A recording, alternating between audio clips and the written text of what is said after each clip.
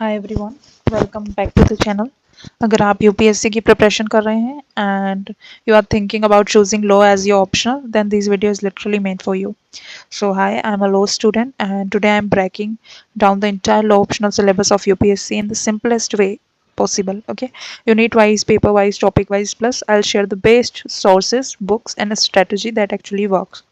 Actually मैंने law optional सोचा UPSC में लेने का, जिसमें बहुत सारे टॉपिक लाइक 50 to 70% टॉपिक्स हमारे लॉ के ग्रेजुएशन से ओवरलैप हो रहे हैं. जिसने 5 ईयर या 3 ईयर लॉ किया होगा उसके लिए ईजी रहेगा, क्योंकि आप बहुत कुछ पढ़ चुके हैं आपके ग्रेजुएशन में. ठीक है, तो पर प्रॉब्लम ये है कि बहुत सारी चीज़ें ना प्रॉपर सिलेबस ना कोई रिसोर्सेज कुछ भी यूट्यूब पे अवेलेबल नहीं है. तो मैंने नई सीरीज स्टार्ट करी है. यहाँ पे हम लोग पहले इस वीडियो में सिलेबस का ब्रेक डाउन करेंगे, अच्छे से समझेंगे विथ इसमें क्या रिसोर्सेज यूज होंगे, और उसके बाद फिर हम लोग topic wise one by one cover करेंगे पेपर 1 और 2 को. ठीक है, law optional looks huge from the outside, but trust me, once you understand the structure it will become super manageable. Okay, so stay till the end because this video is clear your doubts what exactly is in part 1 and part 2.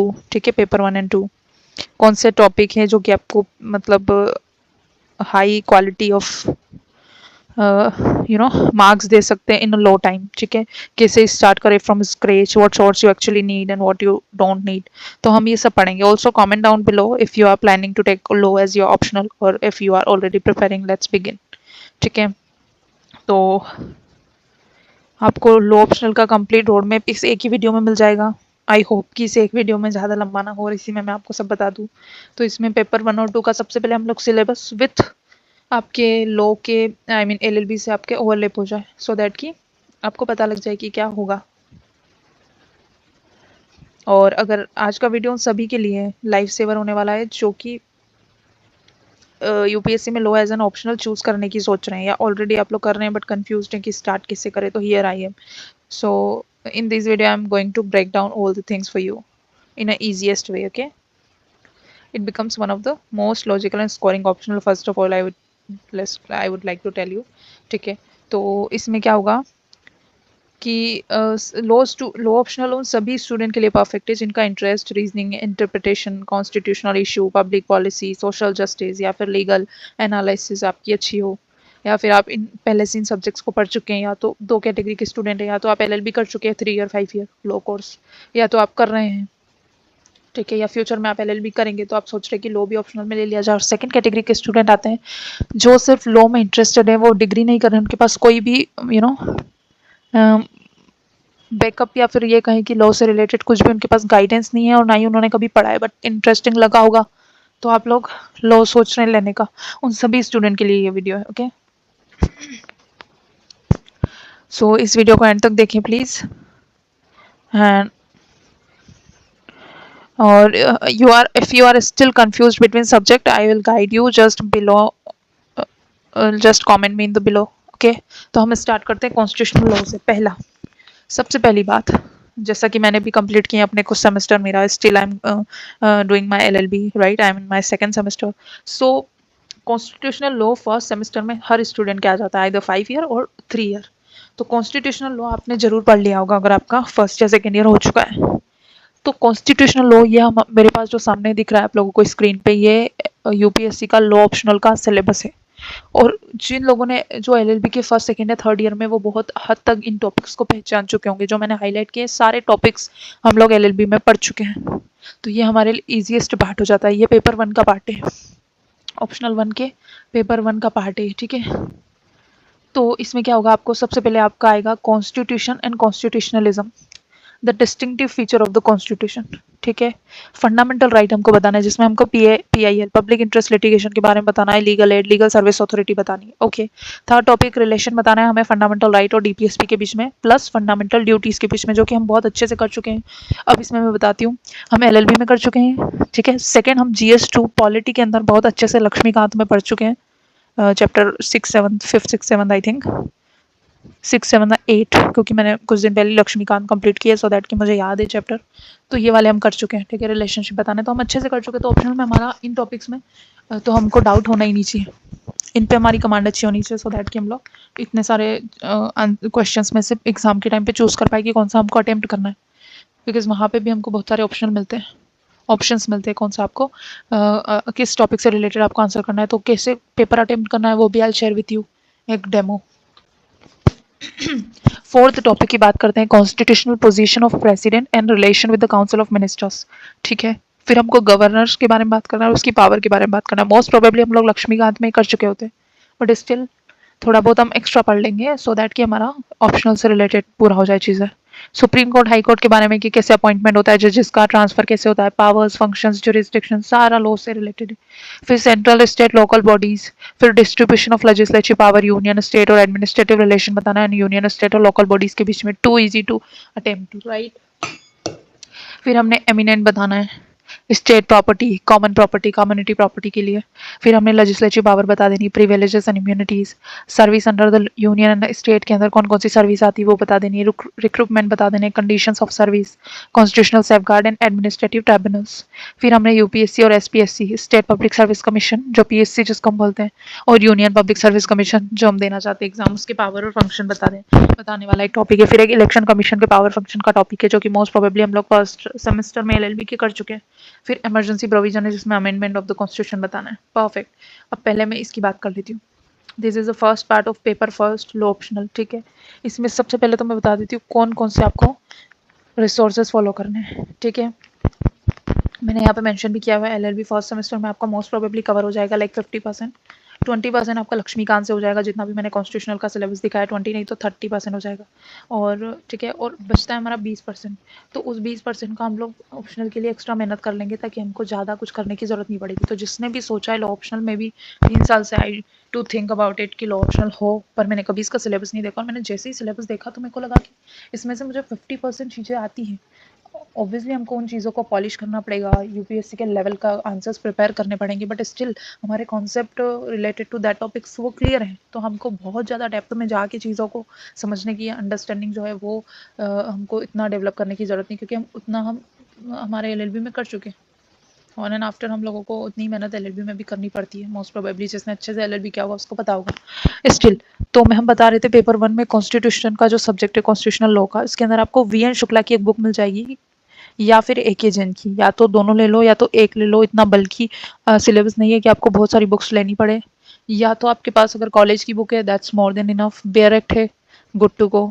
But एक book और मैं suggest करूँगी ए के जैन की, जिसको हम दुखी बोलते हैं, उससे आपके खुद के नोट्स बना लो टॉपिक वाइज जो जो दिए हैं। मैंने भी यही किया है, I will share my notes with you. और मेरा भी पूरा सिलेबस अभी कवर नहीं हुआ है लॉ का, थोड़ा बहुत चल रहा है बिकॉज मैं इसके साथ साथ एलएलबी कर रही हूँ, तो एलएलबी के साथ जिस जिस सेमेस्टर में ओवरलैप हो रहे हैं सिलेबस उसको मैं करती जा रही हूँ सेमेस्टर के साथ, सो दैट कि ये प्रॉपर चीज़ें हो जाए कवर। ठीक है, उसके बाद हम आगे चलते हैं। ये हमारा मैंने 2 बुक बता दी अच्छे से, ठीक है, इसको नोट डाउन कर लेना। देन सेकेंड हमारे पास इसी का पार्ट है, फर्स्ट पेपर का सेकेंड पार्ट है एडमिनिस्ट्रेटिव लॉ का, एक और सब्जेक्ट। ठीक है, this is the most beautiful most easiest subject, I मतलब according to me and my favourite subject. Administrative law एक बहुत अच्छा सब्जेक्ट है। ठीक है, तो अभी करंटली मेरा जो सेमेस्टर है उसमें मैं ये सब्जेक्ट पढ़ रही हूँ, सो वो मेरे लिए हेल्पफुल है। अगेन इसमें 5 ही टॉपिक्स दिए हैं, वो 5 इंपॉर्टेंट है लॉ के लिए भी इसके लिए भी। ठीक है, यूपीएससी के सिलेबस में भी 5 टॉपिक मेंशन है। तो फर्स्ट ऑफ ऑल तो हमको क्या करना है, अच्छे से इनका कॉन्सेप्ट क्लियर हो चुका है अगर तो अच्छी बात है, नहीं हुआ है तो कॉन्सेप्ट क्लियर करो, कहीं से पढ़ो, या तो मैं अपने नोट शेयर करूँगी या फिर मैं आगे एक्सप्लेनेशन वीडियो बनाऊँगी। तो हमने किया कवर।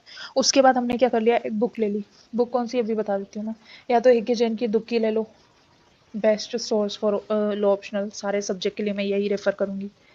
और या तो फिर बार काउंसिल मटेरियल आता है एक 2020 में ARI 8 जो थी टॉपर, उन्होंने सजेस्ट किया था, तो ऑनलाइन अगर मिल जाता है तो अच्छी बात है। मुझे नहीं मिला था, पर मेरे कॉलेज के नोट्स प्लस ए के जैन की बुक से मैंने अपने नोट्स को अपडेट किया था। टॉपिक वाइज नोट्स बना लो, यहाँ आंसर प्रिपेयर कर लो, उससे related section, case laws, examples, illustrations जो भी इंपॉर्टेंट है वो उसी के साथ साथ आपके कॉपी में अपडेट करते जाओ, तो आपके ओन नोट्स प्रिपेयर हो जाएंगे इन 5 टॉपिक के अकॉर्डिंग।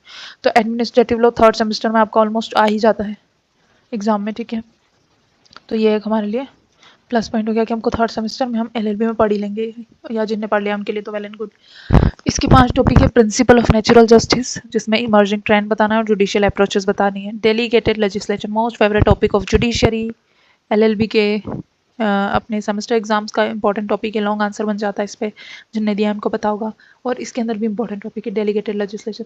तो आपको ये होना चाहिए, ये 5 टॉपिक तो बाय हार्ट आपने कवर कर लिया, सो दैट कि एडमिन लो के 2-3 जो भी क्वेश्चन आते हैं पेपर 1 में वो आपसे पूरे पूरे अटेम्प्ट हो, मतलब उसमें बहुत ज़्यादा मार्क्स आपके ना लॉस हो मार्क्स का, सो दैट कि आप एडमिन लॉ में अच्छे से पकड़ बना ले। और मैंने जो बताया कॉन्स्टिट्यूशन लॉ, इन 2 में आपकी पकड़ अच्छे से बन जाए तो पेपर 1 आपका मोस्ट प्रोबेबली आपके पेपर 1 का 50% पार्ट कवर हो जाएगा।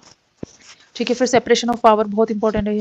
ठीक है, इसमें हमको कंपैरिजन बता देना है यूएस यूके का और इंडिया का, judicial review of administrative action, और लोकायुक्त और लोकपाल का हमको डिटेल में हमको इसको बता देना, एक्सप्लेन कर देना। परफेक्ट। थर्ड आता है international law. See I am in my second semester of law, so I have not done international law because वो 6 सेमेस्टर में आता है, थर्ड ईयर में। तो ये अभी तक मैंने कॉलेज में नहीं पढ़ा है, but still I think college में एग्जाम मैं पढ़ूंगी तब तक अगर मेरा यूपीएससी का अटेम्प्ट हो जाता है तो मैं उससे पहले ही कवर कर लूँगी। ठीक है, और अगर नहीं होता है तो मैं कॉलेज में पढ़ ही लूँगी, सो दैट कि मेरा कवर हो जाए। फिर भी हम एक बार इसको अच्छे से देख लेते हैं। ठीक है, ये इंटरनेशनल लॉ भी कॉलेज में जो 6 सेमेस्टर या 5th सेमेस्टर में उनको ये सब्जेक्ट और ये सिलेबस दिख रहा होगा, जाना पहचाना। सो इसमें क्या nature, definition of international law आ जाएगा, रिलेशनशिप बता देना है between international law and municipal law. ठीक है, state recognition and state succession के बारे में बता देना है। Law of the sea, inland waters, territorial sea, contiguous zone, continental shelf, exclusive economic zone and high seas. फिर आपको इंडिविजुअल्स में nationality, statelessness, human right and procedure available for their enforcement. ठीक है, फिर आपको territorial jurisdiction of state, extradition and ये सारी चीज़ें बता देनी। I don't know what's pronunciation of that word. Territories में हमने formation, application, termination and reservation करना है। फिर यूएन के अंदर हमने, यूनाइटेड स्टेट के अंदर हमने इसका principal organs and powers and functions and reforms करना है। फिर पीसफुल सेटलमेंट ऑफ डिस्प्यूट में हमने डिफरेंट मोड्स देख लेने हैं। फिर lawful recourse to force, aggression, self defence and intervention देख लेने हैं। फिर हमने fundamental principle of international humanitarian law देख लेने हैं। फिर हमने legality of use of nuclear weapon, ban on testing of nuclear weapon, nuclear non proliferation treaty, CTST, इसके बारे में आपने करंट अफेयर्स में देखा ही होगा। तो ये चीज़ें ना हमारी एक्सपीरियंस के हिसाब से, जनरल नॉलेज के हिसाब से भी इंपॉर्टेंट है, लॉ में भी आएगी और लॉ ऑप्शनल में भी है। New international economic order and monetary law, ठीक है, WTO and TRIPS, GATT, IMF, World Bank, सारा इसके अंदर पढ़ लेना है। न्यू इंटरनेशनल इकोनॉमिक ऑर्डर जो चला है, then protection and improvement of human environment, international effort. That's it, ये हमारा फर्स्ट पेपर का पार्ट है। इंटरनेशनल लॉ मैंने अभी तक पढ़ा नहीं है और मुझे इसके बारे में नॉलेज नहीं, पर टॉपिक्स पढ़ के लगा है कि ये भी बहुत इंटरेस्टिंग सब्जेक्ट होने वाला है। शुरू के 2 सब्जेक्ट मैंने अच्छे से पढ़े हैं अपने कुछ लास्ट सेमेस्टर में, तो ये मैं अच्छे से कह सकती हूँ कि अगर इनको अच्छे से प्रिपेयर कर लिया और आपका बेस है इस पर अच्छा स्ट्रॉन्ग बेस है, तो आप इनको कवर कर लोगे पेपर 1 में। 50% ये पार्ट हो गया, 50% आपका इंटरनेशनल लॉ का हो गया, वो मैं पढ़ूंगी तो I will definitely share with you. बाकी इसके रिसोर्सेज आप फॉलो कर सकते हैं, वही अगेन AK जैन वाली बुक दुक्की जो आती है वो, या फिर आप बुक लेना चाहते हैं सिंगला की, एक सिंगला की बुक है और एक SK कपूर की बुक होती है, या फिर कुछ ऑनलाइन सोर्सेज से आप इसको, इस सारे 16-17 जितने टॉपिक्स हैं आप इनको कवर कर सकते हैं। तो ये हमारी पेपर 1 की अच्छे से बात होगी। फिर हम पेपर 2 शुरू करते हैं। तो आई होप कि पेपर 1 में कुछ दिक्कत नहीं होना चाहिए। हमने अच्छे से देख लिया डिटेल में कि पेपर 1 में कौन कौन से टॉपिक्स हैं, किस तरीके से हमको इनको अटैम्प्ट करना है, क्या क्या सोर्सेज होने वाले हैं। ठीक है, आगे और भी हम डिटेल में वीडियो बनाएंगे पेपर 1 के हर टॉपिक के अकॉर्डिंग, नोट्स भी शेयर किए जाएंगे। So subscribe my channel so that कि आपको फर्दर नोटिफिकेशन मिलती रहे चीज़ों से रिलेटेड। नाउ पेपर 2 की बात करते हैं।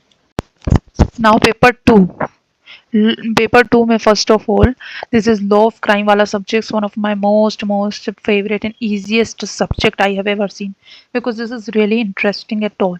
तो इसको पढ़ने मुझे सेकंड सेम में था, ये BNS जिसको बोलते हैं, IPC था पहले, फिर अपडेट होकर अभी BNS भारतीय न्याय संहिता। ठीक है, और इसमें भारतीय नागरिक सुरक्षा संहिता BNSS जो थर्ड सेम में मैंने पढ़ा है उसका भी एक टॉपिक है।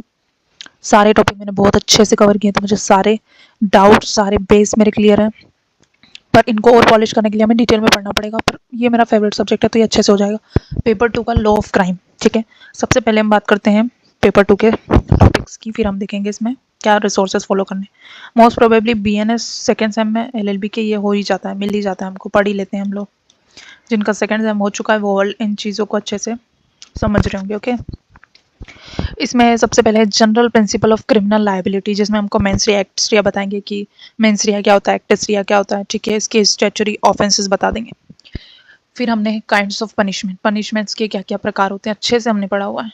जिन्हें नहीं पढ़ा है वो भी पढ़ लेंगे क्योंकि ये बहुत इंटरेस्टिंग है। जिन्हें नहीं पढ़ा है प्लीज़ पढ़िए, ये इंटरेस्टिंग है। Emerging trends as to abolish of capital punishment. फिर हमने प्रिपरेशन एंड क्रिमिनल अटेम्प्ट, कि प्रिपेयर कैसे करना है किसी भी अटेम्प्ट के लिए। आपने क्राइम करना है तो आप उसकी पहले क्या करेंगे, फर्स्ट स्टेज क्या होती है, सेकंड क्या होती है, थर्ड क्या होती है, फोर्थ क्या होती है। और जब तक आप थर्ड स्टेज पे पहुंच गए, फोर्थ क्या होती है कि आपने अटेम्प्ट कर ही दिया है, क्राइम कर ही चुके हैं आप, वो लास्ट स्टेज है। पर आप थर्ड स्टेज तक पहुंचे हैं, मतलब आपने सारा जो भी क्राइम करने का सारा सामान है वो जुटा लिया है, बट स्टिल क्राइम नहीं किया है अभी आपने, तो भी आप क्या होंगे, 50% केसेस में आप क्या होंगे, गिल्टी होंगे साबित, और 50% में आप नहीं होंगे अक्यूज, 50% में आप होंगे अक्यूज। तो ये चीज़ें बहुत इंटरेस्टिंग है। As a like I want to become a criminal lawyer, और मुझे क्रिमिनल चीज़ों में इंटरेस्ट है, सो दैट क्राइम वाला ये जो है मोस्ट इंटरेस्टिंग टॉपिक है मेरे लिए। तो ठीक है, उसके बाद फोर्थ टॉपिक आ जाता है जनरल एक्सेप्शंस। हम अच्छे से डिटेल में धीरे धीरे पढ़ रहे हैं बिकॉज आपको अच्छे से समझ आए, बिकॉज मैंने चेक किया यूट्यूब पर कोई भी ऐसी ऐसा डिटेल वीडियो नहीं है लोग के ऑप्शनल के लिए, सो दैट मैंने कहा कि स्टार्ट करना चाहिए। जॉइंट एंड कंस्ट्रक्टिव लाइबिलिटी, उसके बाद अबेटमेंट बहुत इंपॉर्टेंट है, इस पर शॉर्ट नोट आ ही जाता है। Criminal conspiracy, offenses against state, offenses against public tranquility, offenses against human body, offenses against property, offenses against women. These 4-5 topics one of the most important topics of UPSC, LLB, judiciary, सब कुछ। तो ये अच्छे से करना है, इन पे long long answer बन जाएंगे। जैसे ये आपको और में दे देंगे कि ऑफेंसेस अगेंस्ट स्टेट बता देंगे, और में विमेन के वाला दे देंगे, तो इसमें सारी रेप गैंग रेप और वो जितनी भी चीज़ें वो सब हमको अच्छे से पढ़नी है। ठीक है, फिर डिफेमेशन, फिर प्रिवेंशन ऑफ करप्शन एक्ट 1988 को हमको अच्छे से पढ़ना है। Then protection of civil rights act 1955 and subsequent legislative development. Then plea bargaining जो कि BNSS का पोर्शन है, वो हमको लॉन्ग अच्छे से प्रिपेयर करना है। Next law of torts, this is also part of LLB, जिसमें हमने फोर्थ या फिफ्थ सेमेस्टर के अंदर टॉर्ट्स पढ़ा होगा। अभी आई थिंक अपडेट हो चुका है सिलेबस, जो बच्चे अभी न्यू ज्वाइन हुए हैं 25 के अंदर, तो उनके फर्स्ट सेमेस्टर में ही उनको टॉर्ट पढ़ाया जा रहा है बिकॉज ये इंपॉर्टेंट है। तो लॉ ऑफ टॉर्ट भी एक अच्छा easiest subject we can say, जिसने अच्छे से पढ़ा होगा उसके लिए तो इतनी तकलीफ नहीं आएगी। तो पेपर 2 का 50% पार्ट, पेपर 1 का 50% पार्ट, ये आपका मोस्ट प्रोबेबली इजी पार्ट है या मीडियम है, बहुत ज़्यादा टफ नहीं है, और इनका बेस आपका क्लियर है अगर आप एक लॉ स्टूडेंट है तो I am sure. Law of torts में हमको सबसे पहले नेचर एंड डेफिनेशन बतानी है, लाइबिलिटी बतानी है based upon fault and strict liability, absolute liability क्या होती है, then vicarious liability including state liability, then general defence बताना है, देन जॉइंट टॉर्ट फेसर्स बताना है, देन रेमेडीज, सेवंथ है negligence, then defamation most important, BNS का भी पार्ट में ये टॉपिक है, एंड देन टॉर्ट्स में भी है। नुएसेंस बता देना है, then conspiracy, then false imprisonment, then malicious prosecutions, then consumer protection act important. उसके बाद आता है लॉ ऑफ कॉन्ट्रैक्ट जो कि हम पढ़ ही चुके हैं, और mercantile law. Law of contract भी हम अच्छे से पढ़ चुके हैं, फर्स्ट सेकंड सेमेस्टर में सभी क्या आता है, law of contract first part, law of contract second part, and mercantile law. ये भी बहुत इंटरेस्टिंग सब्जेक्ट है। इसमें एक ड्रॉबैक ये है कि हमको बहुत सारे सेक्शंस विद एग्जांपल्स याद करने होते हैं। हमने केसेस इनमें इतने ऐड नहीं किए एग्जाम टाइम पे, बट आपको करने होंगे। बट इसमें सेक्शंस एग्जांपल इलस्ट्रेशन बहुत ज़्यादा है, हर एक टॉपिक और हर एक आपको डेफिनेशन के साथ एक एग्जांपल लिखना ही होगा, वो भी हम डिस्कस करेंगे आगे, not that tough but still. पढ़ते हैं law of contract and mercantile law. इसमें nature and formation of contract और इलेक्ट्रॉनिक कॉन्ट्रैक्ट के बारे में बता देना है हमें। फिर फैक्टर वेटिएटिंग, फ्री कंसेंट क्या होता है, void, voidable, illegal and unenforceable agreements क्या होते हैं, performance, discharge of contract, then quasi contract, very important. जो लोग लॉ पढ़ चुके हैं, जो इस सिलेबस से गो थ्रू हो चुके हैं, उनको इस सारे टॉपिक जाने पहचान लग रहे होंगे। Then consequences of breach of contract, contract of indemnity, guarantee and insurance, इन पे एक बहुत लॉन्ग आंसर बनता है जो कि डिफरेंस पूछता है, डेफिनेशन पूछता है, कॉन्सेप्ट पूछता है, ये सारी चीज़ें आपको करनी है, मीनिंग पूछता है, ठीक है, सेक्शन सारा कुछ। Contract of agency, then sales of goods and hire purchase, ये मैंने पूरा बेरेक्ट से किया था एग्जाम टाइम पे, एंड कॉन्ट्रैक्ट ऑफ एजेंसी वाला पार्ट भी बहुत ईजी है, इंपॉर्टेंट है, हमने ग्रुप वाइज सेक्शंस को डिवाइड करके पढ़ा था। Then formation and dissolution of partnership, then negotiable instrument act 1881, arbitration and conciliation act 1996, standard form contracts.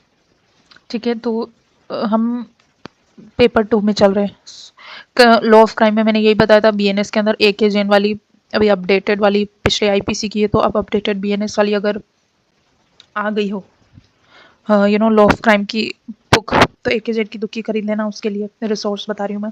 Law of tort के लिए आपको अगेन AK जैन की बुक लेना है, जिसको हम दुक्कीज बोलते हैं। आई थिंक पूरा सेट आ जाएगा आपका इन सारे सब्जेक्ट का, तो वही खरीदो।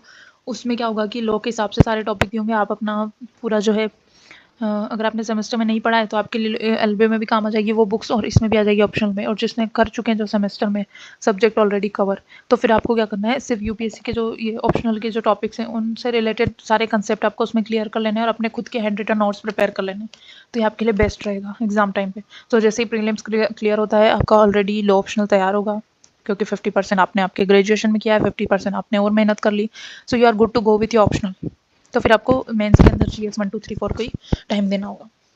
ये मेरा एक रोड मैप है मेरे लिए भी, खुद के लिए, ठीक है, क्योंकि still we are confused about it. So I think for a law student this is the best thing, like low as in your optional, it's the best thing I have ever seen or I have ever thought। क्योंकि इससे बढ़ के आपको optional नहीं मिलेगा, इससे easy लो optional नहीं मिलेगा, क्योंकि हमने लो ऑलरेडी पढ़ा हुआ है तो हमारे कंसेप्ट क्लियर है, हम इनको सारे टॉपिक्स को हम पढ़ पा रहे हैं, पहचान पा रहे हैं कि हाँ अच्छा उससे रिलेटेड है, इससे रिलेटेड है, तो ये हमारे लिए एक प्लस पॉइंट हो जाता है। हम बाकी बच्चे जो अभी ऑप्शनल शुरू ही करेंगे उनसे 20% तो आगे हैं ही, 80% मेहनत करनी है, जिसमें से 20% हम लोग कॉलेज में अगर पढ़ाए तो हम कराएं, ठीक है। उसके बाद टॉर्च के अंदर भी आपको यही एक जन की बुक लेनी है। लॉ ऑफ कॉन्ट्रैक्ट के अंदर कुछ ऑनलाइन आपको अच्छे से मटेरियल मिल जाएंगे, क्योंकि एलएलबी के कुछ टीचर्स हैं जो अच्छे से पढ़ाते हैं, जिनकी वन शॉट वीडियोस हैं, उनको देख के आपका कॉन्ट्रैक्ट की सारे कॉन्सेप्ट क्लियर हो जाएंगे। और फिर अगेन अगर नहीं हो पाते हैं तो एक जन की बुक ले लो। लास्ट पेपर 2 का लास्ट टॉपिक बचता है अपना कंटेम्प्रेरी लीगल डेवलपमेंट। ये सारे टॉपिक पढ़ने में इजी लगेंगे, लेकिन बहुत जगह ऐसा देखा गया है कि यूपीएससी ने ब्रेक डाउन नहीं किया है कि किस चीज़ से रिलेटेड वो पूछेगी। उन्होंने एलएलबी के डायरेक्ट सब्जेक्ट के नाम लिख दिए हैं। जैसे राइट टू इन्फॉर्मेशन एक्ट एक बहुत बड़ा सब्जेक्ट है जिसमें 50 तो सेक्शन है, पूरी बैरेक्ट है, पूरी बुक है, एक सब्जेक्ट है थर्ड सेम का, आई थिंक सेकंड सेम का, आरटीआई। अब उस वो यूपीएससी आरटीआई में से कुछ भी पूछ सकती है, तो या तो आपका वो सब्जेक्ट पूरा क्लियर होना चाहिए, या फिर आपके ऊपर के जो पोर्शन या जितने भी टॉपिक्स बताएं वो सारे सब्जेक्ट क्लियर हो जाने चाहिए, ताकि आप अगर इस टॉपिक से रिलेटेड, कंटेम्प्रेरी लीगल डेवलपमेंट से रिलेटेड कोई टॉपिक आता है आप उसको स्किप करना चाहें तो भी आपको कोई नेगेटिव पॉइंट आपके एग्जाम में ना हो। द थिंग इज कि इसके लिए कोई स्पेसिफिक बुक नहीं है। आरटीआई एक अलग पूरा सब्जेक्ट है लॉ का, कंपटीशन लॉ एक पूरा अलग है, इसमें कॉन्सेप्ट पर्पस प्रोस्पेक्ट पूछा है उसने, पीआईएल फिर प्रॉपर्टी राइट्स, ये पूरे इंफॉर्मेशन टेक्नोलॉजी पूरा अलग, आरटीआई अलग है और आईटी लॉ अलग है, साइबर लॉ उसमें पूछा है। तो ये सारे पूरे पूरे सब्जेक्ट है, trial by media and all. तो ये 8 सब्जेक्ट है 8 टॉपिक में, तो आप पूरा पूरा सब्जेक्ट अगर पढ़ पा रहे हैं और आपका कंसेप्ट क्लियर है लॉ का तो ठीक है। पर इसमें हम लोग लाइक वी आर कंफ्यूज कौन से टॉपिक से रिलेटेड आ सकता है, because UPSC mentions here subject name directly, so we don't know about it, so we can't specify the sources or books, any books regarding that subject, right? So आप topic wise online cover कर सकते हैं चीज़ें, आपकी law की books में आप चीज़ें कवर कर सकते हैं, bare acts again subject wise होती है उससे कवर कर सकते हैं, but still we are unaware with the things कि इसमें क्या पूछा जा सकता है। इसलिए मैं चाहती हूँ कि ऊपर के सारे सब्जेक्ट आपके अच्छे से हो जाए, जो जो भी हाईलाइट किए हुए हैं, राइट, बीएनएस वाला, कॉन्स्टिट्यूशन, एडमिनिस्ट्रेटिव लॉ, ये अच्छे से हो जाए, सो दैट कि हमको इतनी तकलीफ ना आए। बट स्टिल हम लोग इसको पढ़ लेते हैं एक बारी, तो मैं समझा देती हूँ। पीआईएल कॉन्स्टिट्यूशन में हमने पीआईएल देखा था, अभी अगर हम वापस चले कॉन्स्टिट्यूशन वाले पे, ठीक है, दिस, तो इसमें सी फंडामेंटल राइट, ये जो सेकंड टॉपिक है इसमें public interest litigation legal aid ये वाला दिया है। यहाँ पे पीआईएल फंडामेंटल राइट के अकॉर्डिंग उसके अंदर दिया है, और आपका जो लीगल डेवलपमेंट वाला पोर्शन है पेपर 2 में, इसमें पीआईएल पूरा ही दे दिया है, मतलब किसी भी सब्जेक्ट में पीआईएल से रिलेटेड कुछ भी है वो सब आपको पढ़ना है। तो इसका एक अलग से शॉर्ट नोट बना लेना, ताकि मेंस एग्जाम में हम लोग अच्छे से मेंशन कर सकें उस चीज़ को, पीआईएल को, ठीक है। बट ये एक एक ब्रॉड टॉपिक हो जाता है, वी कांट एक्सप्लेन कि कितना और किस फील्ड से पूछा था। पीआईएल मीन्स एवरीथिंग, जहाँ भी पीआईएल के बारे में डिफाइन किया गया है वो हो गया फंडामेंटल राइट, कॉन्स्टिट्यूशन, बीएनएसएस, या फिर अगर आरटीआई में भी होगा, मैंने तो नहीं पढ़ा, बट जिस भी सब्जेक्ट में है, बीएसए, जिसमें भी आपको अच्छे से पीआईएल को डिफाइन करना है, तो we can't think about that कि कहाँ तक आएगा, what is the limit of that subject. तो ये एक यूपीएससी का नेगेटिव पॉइंट है कि उन्होंने सब्जेक्ट वाइज टॉपिक दे दिए। फिर एक इंटेलेक्चुअल प्रॉपर्टी राइट है, ये पूरी एक सब्जेक्ट है अगेन, उसका कंसेप्ट, टाइप और पर्सपेक्टिव पूछा है। फिर information technology law, I think third semester का, ये आईटी लॉ 2000, जिसमें आपने cyber law, concept, purpose, prospects ये दे दिया है। फिर कंपटीशन लॉ, जिसमें आपने कंसेप्ट, पर्पस, प्रोस्पेक्ट दे दिया है। देन फिर अल्टरनेट डिस्प्यूट रेजोल्यूशन, जिसमें कंसेप्ट, टाइप्स, प्रोस्पेक्ट बताना है। फिर major statutes concerning environmental law, ये पूरा एनवायरमेंटल लॉ दे दिया है, so this is also one of a subject of law. फिर RTI right to information act 2005 का है I think, and trial by media. ये मेरे हिसाब से 8 अलग सब्जेक्ट हैं, बट स्टिल अगर आपके कॉन्सेप्ट क्लियर है you can attempt them also, but I think ऊपर वाले जितने भी चीज़ें हैं वो सारे अटेम्प्ट कर लेंगे तो भी हमारा चल जाएगा काम, बिकॉज हमको सिलेक्ट करना होता है क्वेश्चंस में से कि कितने करने हैं। अलग अलग सेक्शंस 3 या 4 सेक्शंस में से हमको क्वेश्चंस को सिलेक्ट करना है कि कौन से स्किप करने हैं, कौन से अटेम्प्ट करने हैं। तो उसमें we can skip these contemporary legal development वाला part if the questions are not related to our concept or our topic. So this is enough for today. Thanks for watching, and if you have any doubt you just tell me in the comment sections, and I will share I'll create a video on the administrative law से हम लोग शुरू करेंगे, तो इस पे I'll prepare a video on that. I'll make a video so that कि हम लोग एडमिन लॉ वाला पार्ट पूरा कर ले, देन फिर हम कॉन्स्टिट्यूशन पे जाएंगे। पेपर 1 हमारा 2026 से पहले एंड हो जाना चाहिए, लाइक दिसंबर है हमारे पास और नवंबर के 10 दिन है। इसमें हमको पेपर 1 जो है लॉ ऑप्शनल यूपीएससी का वो कंप्लीट करना है, वो हमारा हो जाएगा। देन आने वाले 1.5 महीने में हम लोग पेपर 2 पे भी फोकस कर लेंगे, तो हमारा मेजर पोर्शन कवर हो ही जाएगा। So please subscribe my channel for that. Thanks for watching.